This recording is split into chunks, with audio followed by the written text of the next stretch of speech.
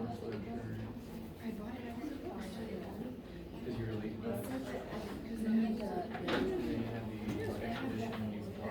Good morning, everybody.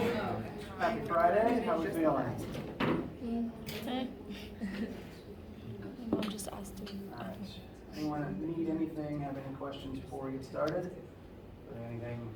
Any random science-related questions you may have had during the week?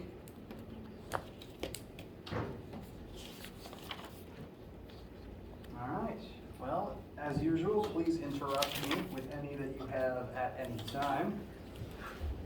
A couple footnotes to go through before we get started.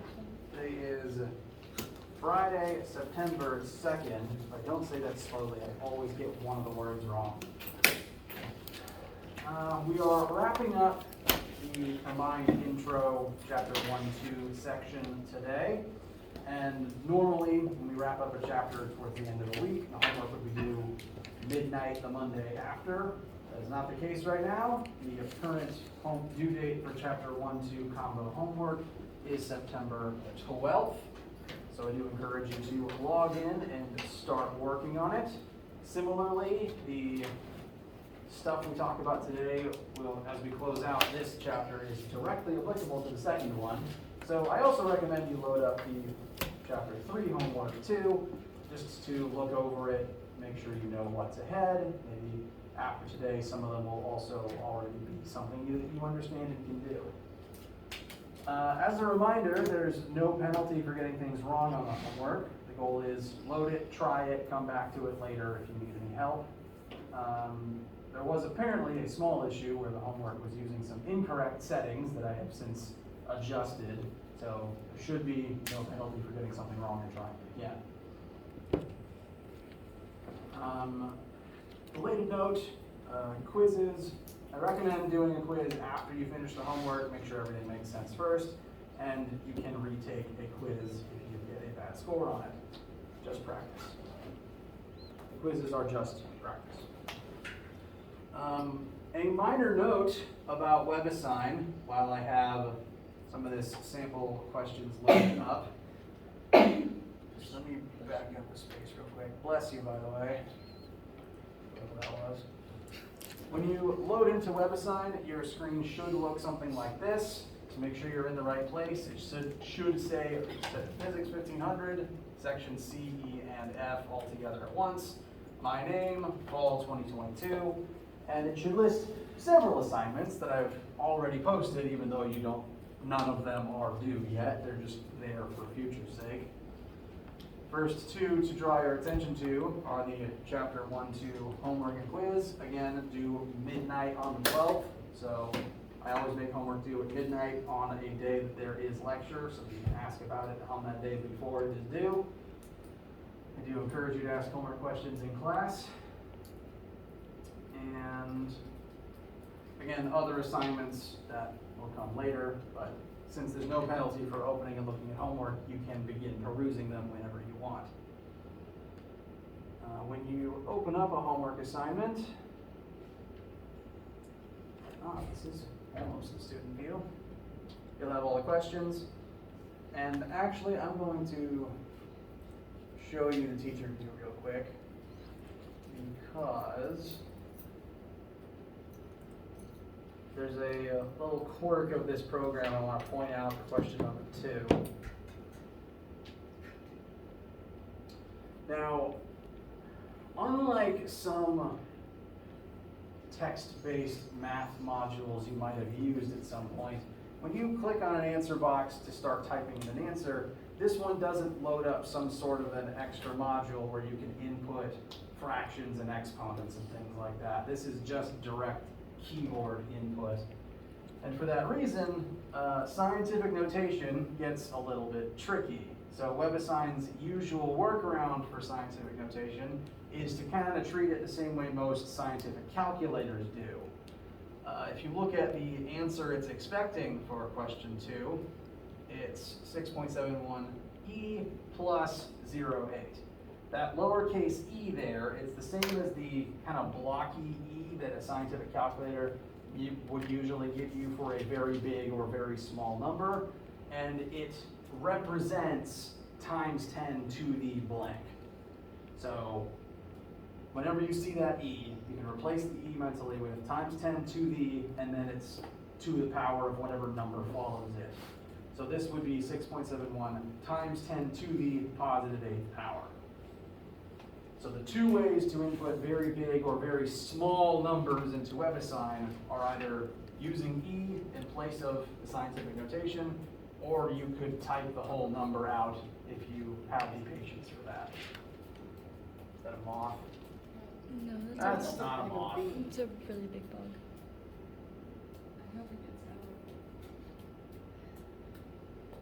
Whatever it is, it's not very smart.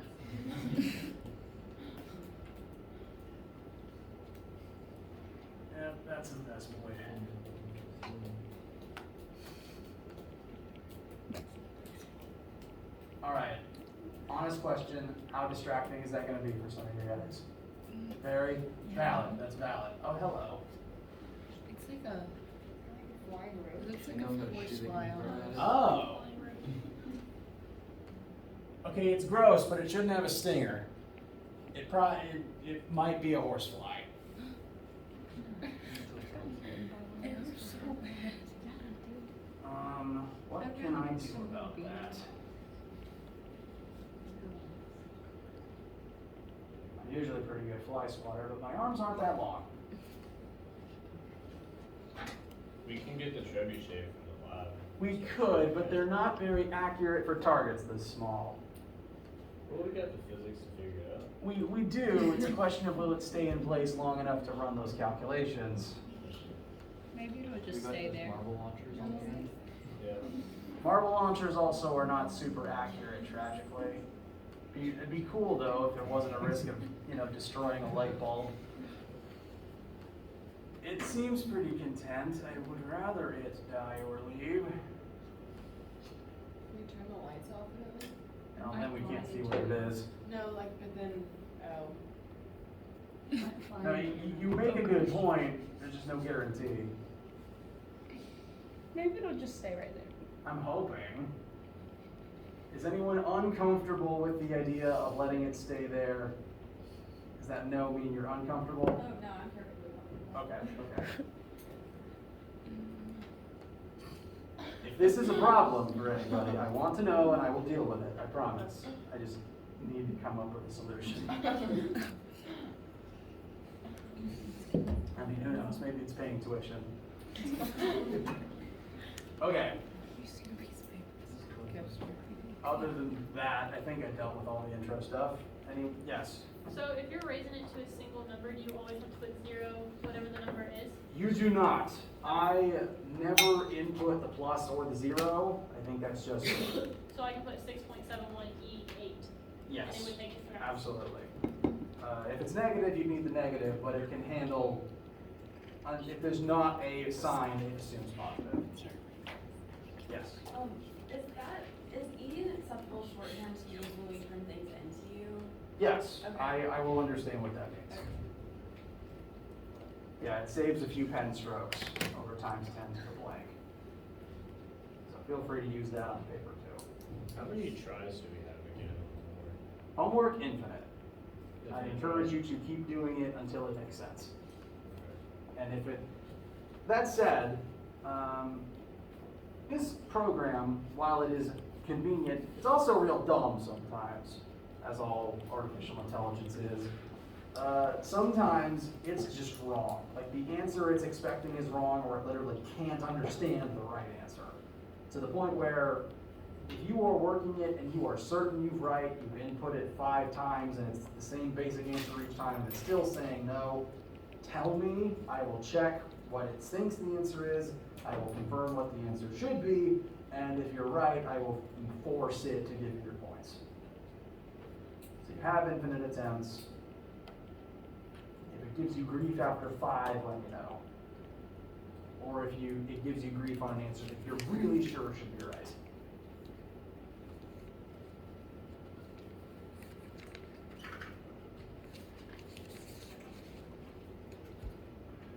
Anything else?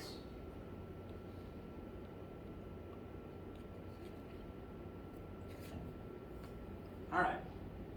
So, we are going to close out the chapter 1-2 section of the notes. And we're going to do that by beginning discussing two-dimensional motion. I'll lay the groundwork for what we're going to be doing in lab and in class for next week. Now, the image currently on screen. This is a freeze frame, frame-by-frame capture of two objects being dropped simultaneously. We have a red marble being dropped straight down, and we have a yellow marble that is being dropped, that is falling, but in addition to just falling, in the moment it's released, it is also being flicked to the right from where you're sitting. Now, the yellow marble is undergoing something called projectile motion, can also be called two-dimensional motion. Because as it falls, it is one descending through the y-axis, but it is also moving horizontally through the x-axis at the same time. So, 2D motion moving in two dimensions at once. And the thing about 2D motion that simultaneously makes it a headache, but also pretty easy, it's kind of a weird conundrum, is that the two dimensions, the two axes, happen completely separately from one another. In 2D motion, one axis does not directly affect the other in ways that we will begin explaining now.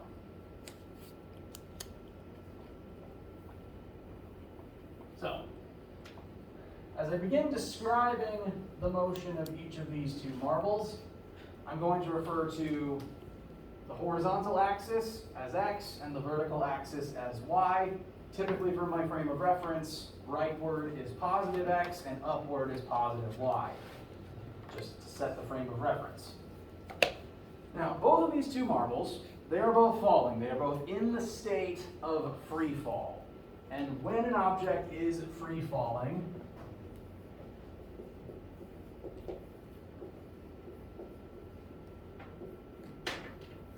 this will be its acceleration. G equals negative 9.8 meters per second squared downwards.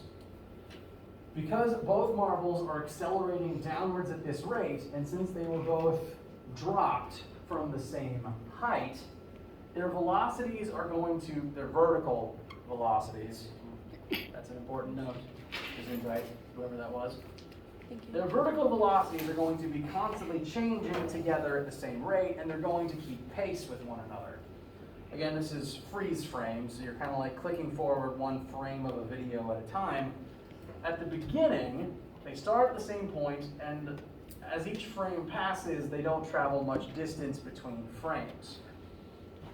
But since they're accelerating downwards, as the video goes on, towards the end of it, the distance between frames is greater, because as you accelerate, you increase, they are increasing their velocities as they fall, and a faster velocity for each frame means that it will cover more distance between each frame. This again verifies that the farther you fall, the longer you fall, the faster and faster you will eventually accelerate to before hitting the ground. Hence why falling from great heights is dangerous. So vertically, I have another note here. Vertically, they have the same acceleration. I'm going to note this as a subscript y to show that this is the y acceleration for the two objects. They also have the same initial y velocity. When you drop something from a standstill in your hand, its initial velocity is 0. And it doesn't begin changing from 0 until it is released and it begins descending. Until the frame of video where the falling starts, this is its initial velocity, and the fact that it's the initial will remain constant for our data. This is what it started at. And that's true for both of them, actually. So this is what both spheres have in common.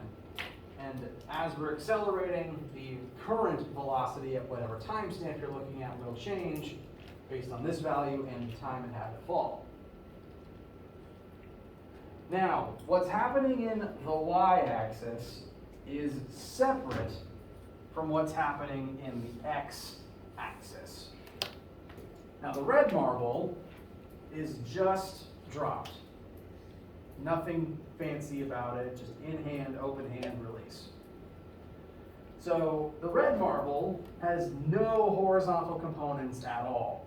There's nothing going on in the horizontal axis. It's not moving in the horizontal, it's not accelerating in the horizontal, it is just falling straight down. The yellow marble was flipped while it was launched horizontally. Now, what that means is, unlike in the vertical axis, where the initial velocity is 0, the yellow marble does have an initial x velocity.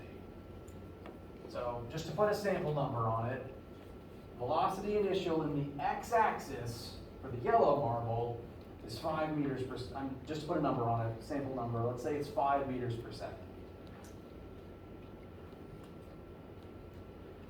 Now, for the yellow marble, is that number going to change before it hits the floor?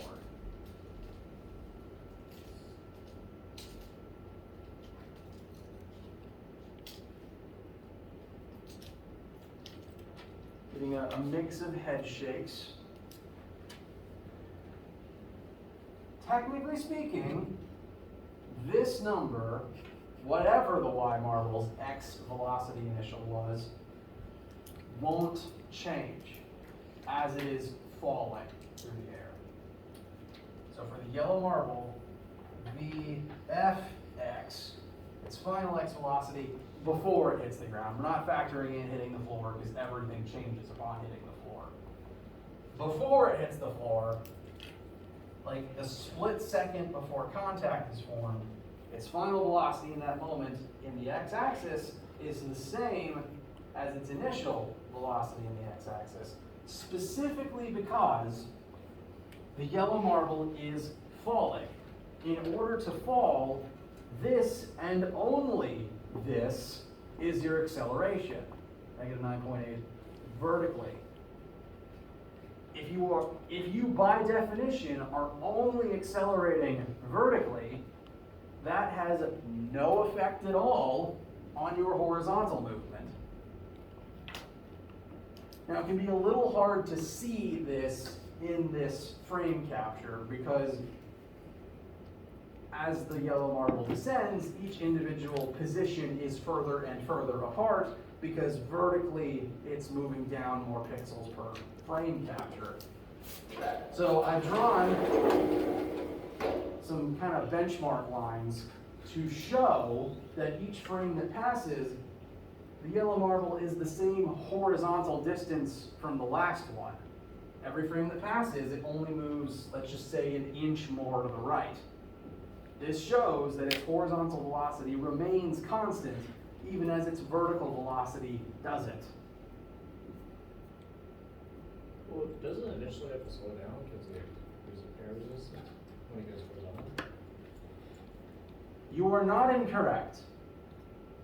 That said, air resistance is a huge pain to calculate, and most of the time, for most reasonably sized objects moving at reasonable speeds that you would encounter on Earth, it's not going to matter enough to bother calculating at this level. You're not wrong. As long as there's air, it would technically slow down a little bit each second, but not enough to really be worth it. I mean, but still the velocity isn't exactly constant. It only slow down, but it just because it can't You are right. It's not exactly constant, but it's close enough for the math that we're going to be doing. And it's close enough. The only times that it becomes really mathematically significant to worry about that is if the object is very big and or moving very fast. Because those are the two things that really increase air resistance. So you're not wrong. In In fact, you are very correct on a very technical level. But calculating that loss at this level for these objects would be, I'm trying to think of something to compare it to. So was this job like within a second where Yeah. it's just negligible to calculate something like that? Yes, these are so slow moving over very small periods of time to the point where it's just not worth trying to figure out that loss. Because I mean, if you drop something like that from an airplane, you're definitely gonna see it. Correct, you are very true, because at that height, you're gonna deal with things, you're gonna deal with faster winds, and you're gonna deal with things like terminal velocity. So you're correct. Nothing you've said is wrong. But for this case, and most of the cases we're gonna be working with, it's not gonna, like, losing speed horizontally to air resistance is not going to be significant enough to worth worrying about. Like NASA does calculations like that, because they can't have anything going wrong. But if you're in college trying to figure out the trajectory of a baseball, it's not gonna matter nearly as much. You are correct. Nothing you said is wrong, and kudos, legitimately. Did I answer the question? Yeah, well, I mean, it loses energy, but Yes, it takes but a very long a time. relatively minuscule amount when moving at these speeds. I mean, if you're moving as fast as a bullet, then that might start to matter, but even then, bullet has very small surface area, so not a huge amount. Not an amount that's often worth bothering with. Any other related questions? I feel like I got off on a tangent there. Okay, yes. I don't really understand how it doesn't change. Like when it's going down, how it doesn't change. Okay. So, in order to be in the state of falling, which the yellow marble is, the second it leaves someone's hand, as long as it doesn't have any sort of a parachute or wings,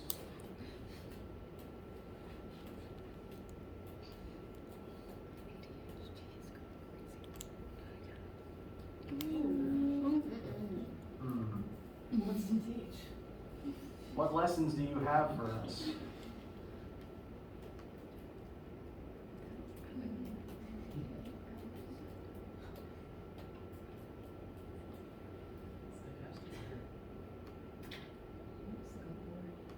I mean, there's only so much energy that can fit in a body that small. Everyone okay as long as it stays there? Okay, if this is an issue, I'll figure out how to deal with it. I'm just still working on that. To answer your question, in order to be falling, this has to be your only acceleration. If this is not the only acceleration, then you're not technically falling anymore. And that would be if something is able to glide, or has a parachute or wings or a thruster of some kind. But as long as it's only falling, and technically a thrown object is falling because it doesn't have any of those extra things keeping it in the air, this is defined as its only acceleration. And if this is entirely in the y-axis, if I was to separately list the ball's x acceleration, it would be 0. So because it's like a constant, it doesn't change. It doesn't change. Acceleration is defined as the change in velocity. If acceleration is 0, velocity does not change.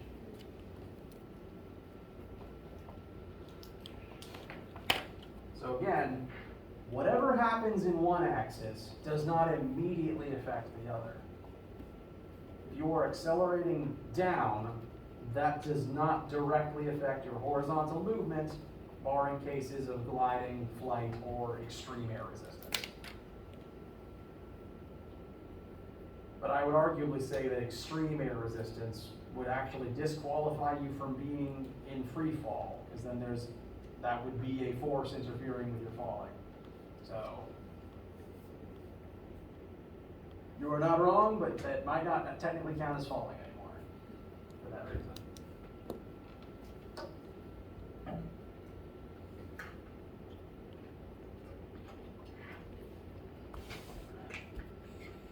How does this feel so far? Okay.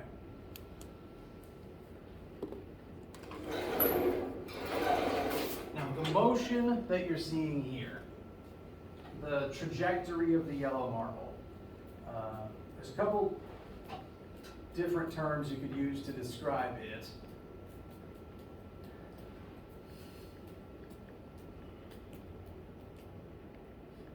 Uh-oh, I think he's stuck. Oh. Oh, couldn't have just been stuck. Just stay put. Do not distract us. This path, this trajectory the yellow marble is on, depending on how friendly you are with math, you could describe this form as half of a parabola. This particular motion path can be described as projectile motion because any object in free fall is considered a projectile. That includes people when they jump. And nope, that was the main vocab word. I thought there was a second one for a second. This is projectile motion. When I refer to projectile motion, this is what I'm referring to. It is the pathway that an object takes while falling, even if that sometimes includes constant horizontal motion. And in fact, this parabolic shape happens when you are moving constantly horizontally while your vertical velocity changes because you're falling.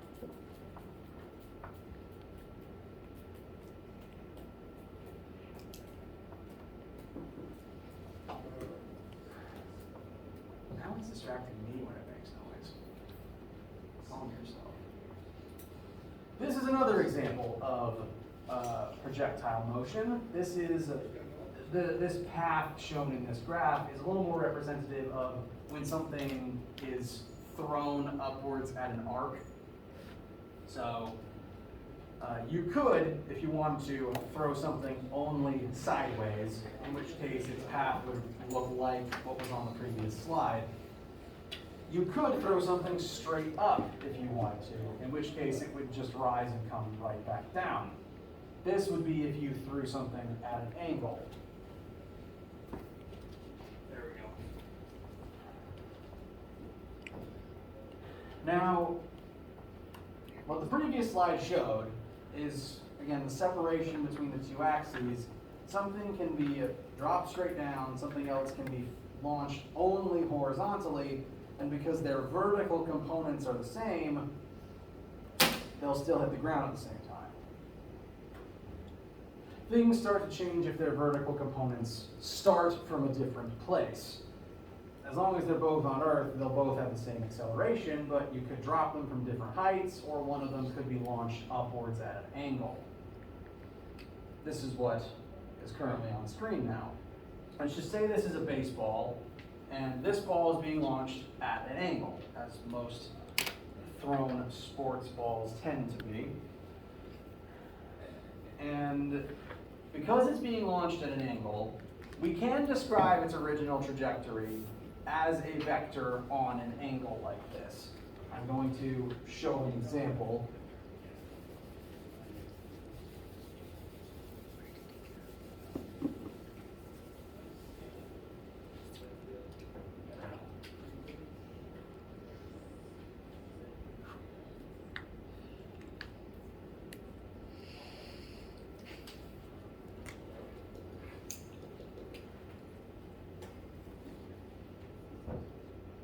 So let's say that you just know for a fact that you can consistently pitch at 1 meter per second.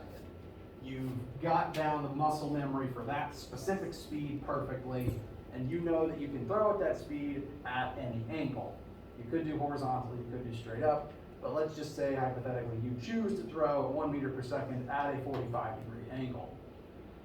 When you do that, this 1 meter per second is neither entirely in the X or the Y. It's split between the two. You're choosing to give up some of the horizontal movement to give it some vertical movement, or vice versa. That means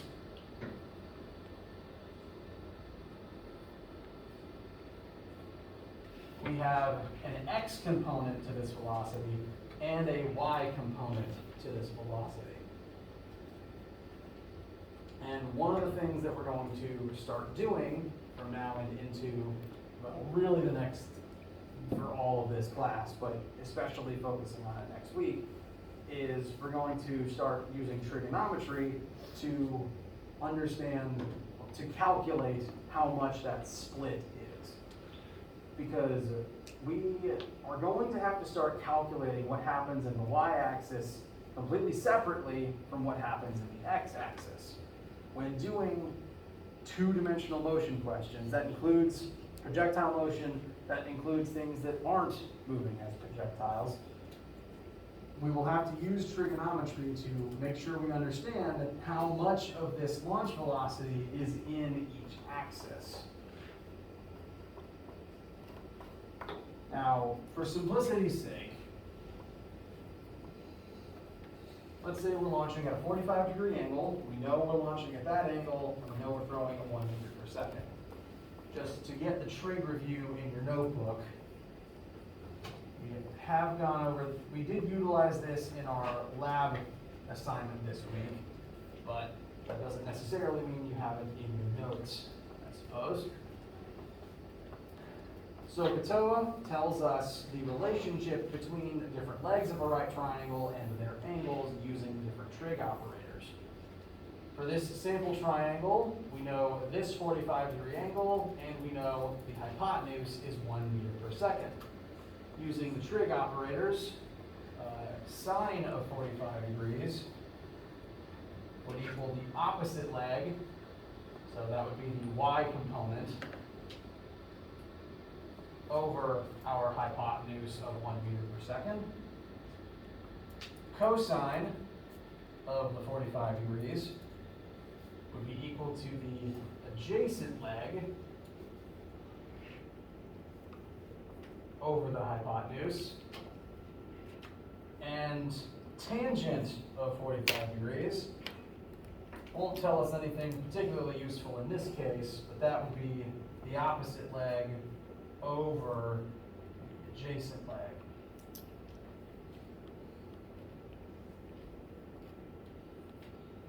And these would be the tactics used to understand the legs of this particular triangle so that we could utilize the y component when looking at the y motion and the x component when looking at the x motion.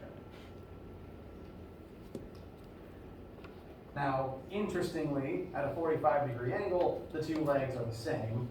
There's no difference between them at that particular angle. So, additional fun fact, if you are ever trying to throw something as far as you can, 45 degrees is the magic launch angle, because that's the angle that maximizes the relationship between x and y.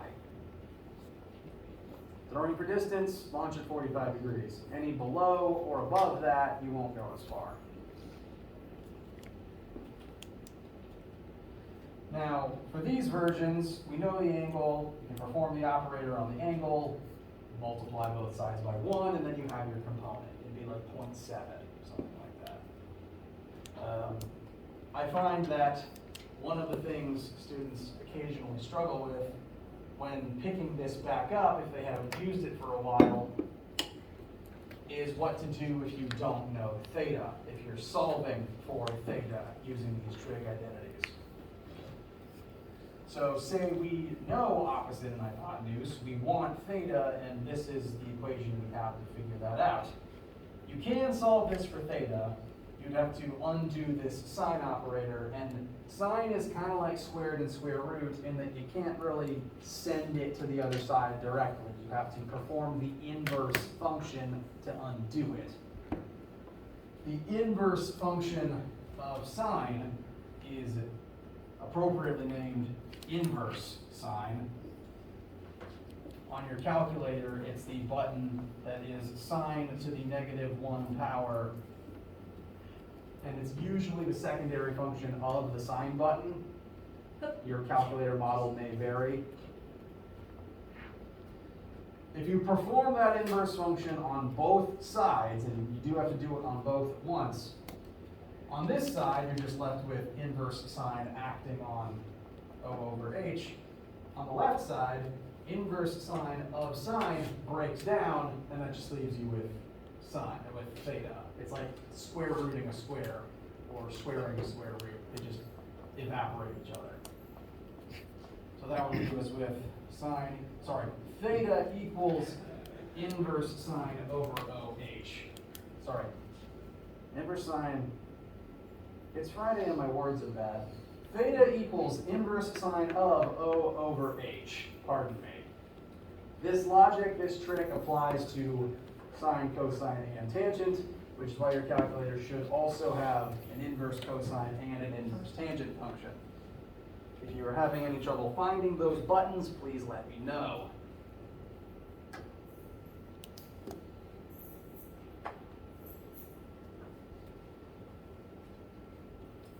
So, we can use that to divvy up our launch vector.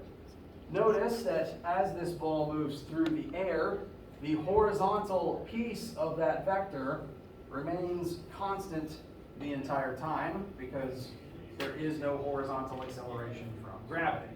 So that x piece remains the same. There is no x acceleration. Meanwhile, the y piece shrinks on your way up before decreasing to 0 at the apex. We mentioned that last time. At the apex of a launch, vertical velocity drops to 0 for a moment. So with that split second, you only have horizontal velocity left. And then on the way down, the vertical piece begins increasing, but in the negative direction to pull you back down to the ground.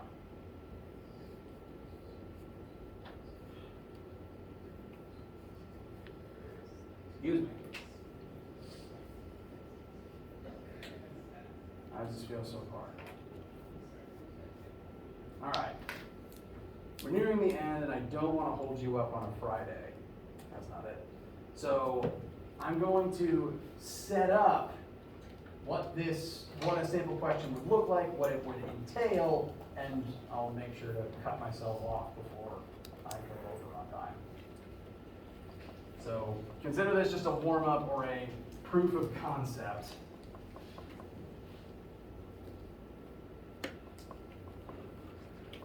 I would argue that the simplest projectile motion questions are one where you launch horizontally off of a cliff.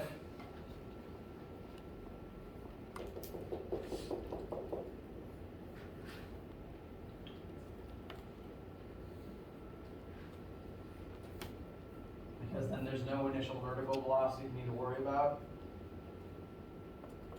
So in this particular situation, we're going to chuck a baseball horizontally off of a cliff. And this is going to be a lot like what we do in lab next week with the marble cannons. We're going to launch them horizontally and see how far they shoot and then extrapolate some information from that. In this situation, as long as we are launching strictly horizontally, this initial velocity, 21 meters per second, will be an x vector. We don't have to actually do any trig to that one.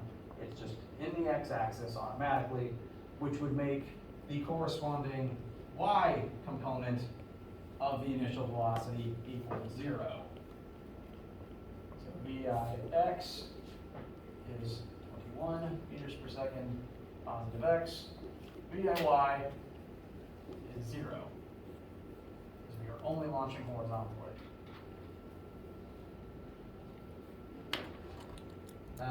In terms of acceleration, in order to be falling, by definition, the vertical acceleration must be negative 9.8 meters per second squared down, and the x acceleration must be 0.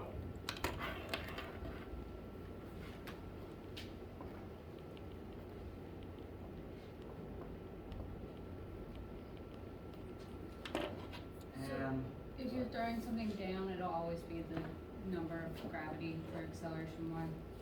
yes, as long as it's thrown, falling in any way, shape, or form, These are automatically your accelerations. Your launch velocities will differ. You can throw horizontally, you can throw up or down, or you could do on an angle. So either of those two numbers could change, but for a projectile, these two will remain the same. Last couple pieces of information presented here. We don't know how far the ball is going to launch from the cliff, so we don't know delta x. This is also called the range of the projectile. But we do know delta y. It's going to fall 9 meters from the top of the cliff. And do note, we are falling downwards. The ball will end beneath where it began. That means that its displacement vector vertically points downward. And if down is negative, you make that a negative number.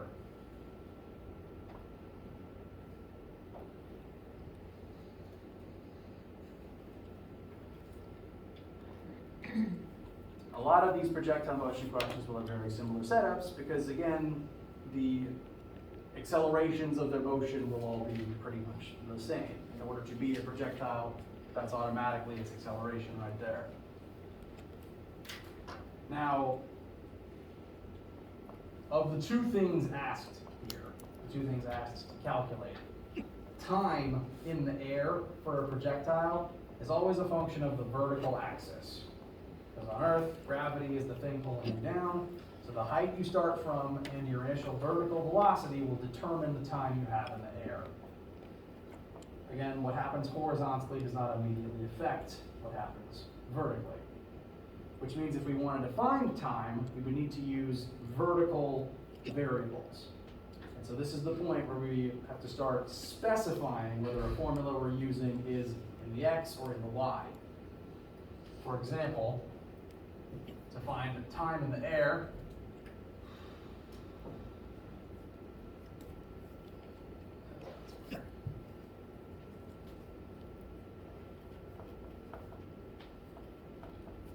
I would recommend using formula 3, and I would specify that every vector needs to be the y version of that vector. Time uniquely, since it isn't a vector, doesn't matter. Time's going to be the same in both axes because it doesn't care about direction. There's no difference in the time to fall sideways, to fall down, versus the time you have to fly sideways. It's the same number. It's not a vector. It doesn't care.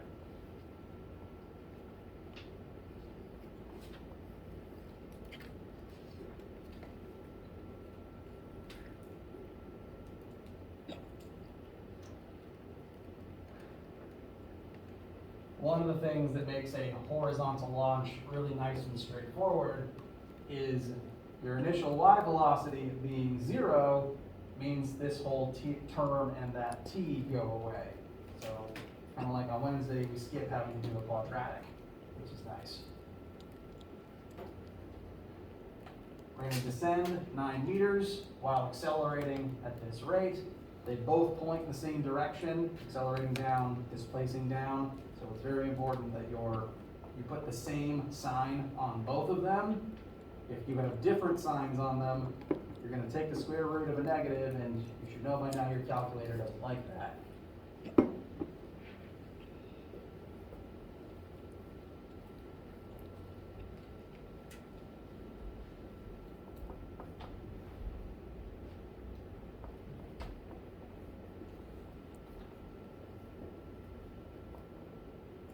I believe these are the numbers if my memory is correct. Please correct me if I'm wrong. And to form the pattern, vertical axis determines hang time. But the neat thing about hang time is it's axis independent. Once we have that t, we can use it with x-axis variables because it's not a vector, it doesn't care. So vertical axis determines time in the air. Horizontal axis determines how far you'll move in the x-axis. How did you go from negative 4.9 to 10.8? I divided both sides by negative 4.9, and I believe, My mental math and memory could be off. -9 divided by -4.9 is 1.8. That's fair. Yeah. My handwriting's terrible.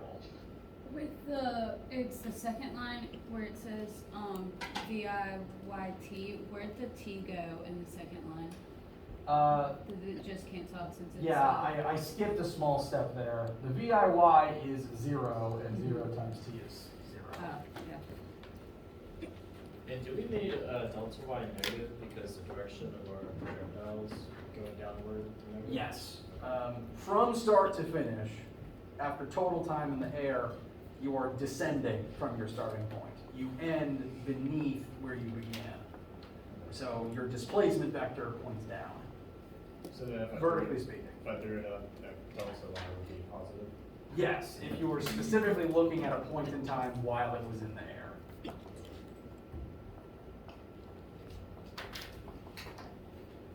Just as kind of an introduction, we'll review this and do more of it next week. How does it feel? All right. That's the end for today. Let me know any questions you have today or as you think about things over the weekend. And have a wonderful weekend.